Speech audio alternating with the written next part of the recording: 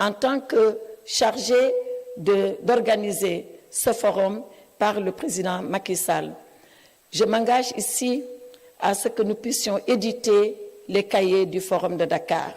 Ces cahiers qui vont concentrer l'ensemble des discussions, bien sûr les idées qui ont été émises, bien sûr de comment elles ont été débattues, et Mme Agboton l'a rappelé tout à l'heure avant moi, l'originalité de ce forum, c'est de faire se rencontrer, de faire que, après cette rencontre, qu'ils débattent, qu'ils se mettent d'accord ou pas d'accord, l'essentiel étant de débattre, des décideurs politiques au plus haut niveau, c'est-à-dire des chefs d'État, avec des experts, des libres penseurs, des scientifiques, pour que, de façon libre et absolument souveraine, le forum puisse proposer aux leaders du monde une voie qui nous permettra d'arriver au bout de nos difficultés. Parce que l'alpha et l'oméga de la question, c'est bien cela. C'est comment faire pour que toutes les idées jaillissent et comment faire pour qu'à partir de ces idées les plus libres, les plus originales qu'elles puissent être, les décideurs puissent tracer une ligne de conduite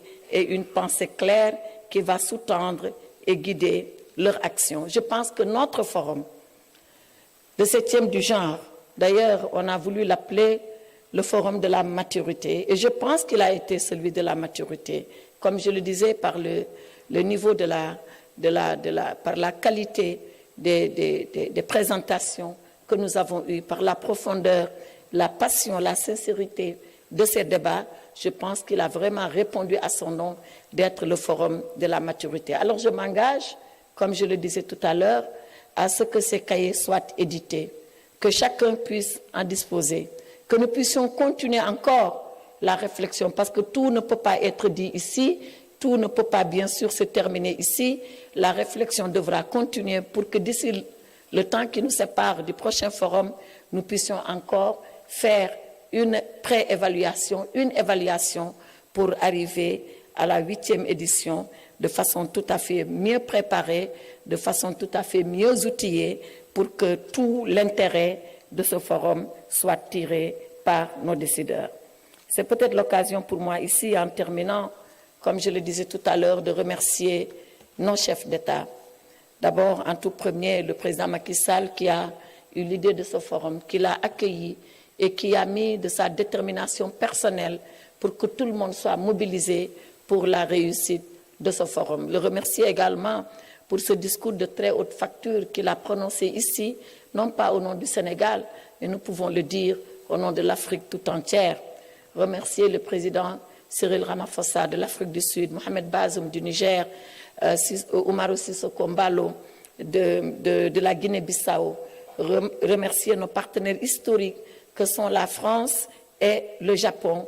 Remercier également tous ceux-là qui ont trouvé un intérêt, le directeur général de l'OMS que nous venons de suivre, le président du Comité international pour la Croix-Rouge, le CICR et toutes ces hautes personnalités. Bien sûr, vous particulièrement, les sachants, les experts qui avez tenu pendant 2 jours de travaux à venir débattre avec nous. Soyez-en convaincus, ces débats ne seront pas vains. On va les utiliser de la meilleure manière possible, de la plus grande utilité possible pour les peuples africains et bien sûr les peuples de tous les continents. Parce que comme Charles Michel l'a dit hier, ce forum doit être un trait d'union entre les continents.